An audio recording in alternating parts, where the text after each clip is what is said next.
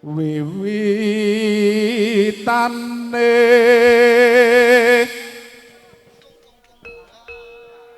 anderek sang pakai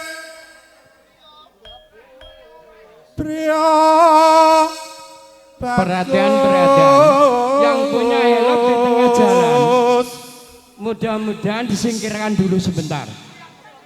Oke? Blogok jaran. Siapa yang punya pickup Ketro. itu harus disingkirkan. Ketroy glogok jaran. Ya, Kang nanti saya belum lihat. Belum lihat. Daya. Siapa yang punya pickup? Mesakno to.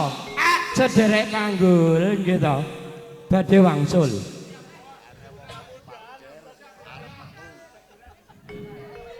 Ada orang yang sowan menyang itulah kutha harus disingkirkan dulu.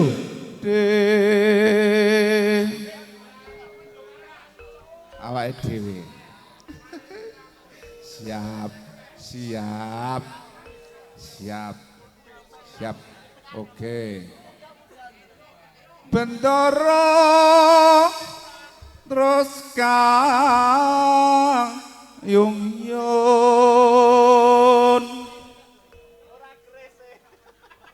selendang kuning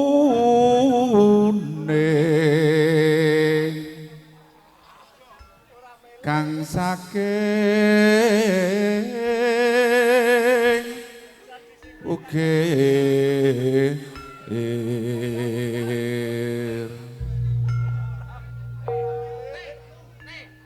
swara kurang permono ning wasesa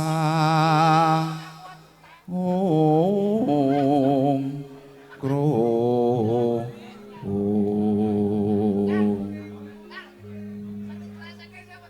hangungkrung marang bendoro ya sulistyo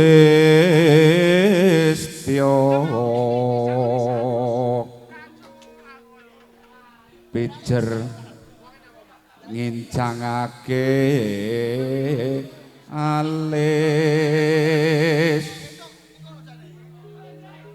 terus tresno sesidheman hoyak kayi hey hey hey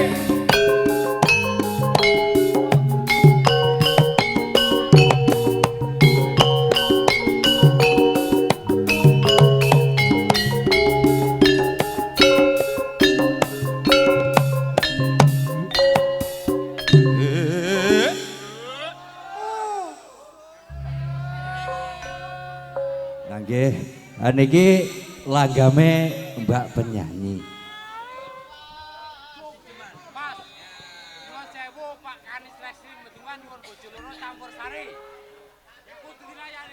Luwih becik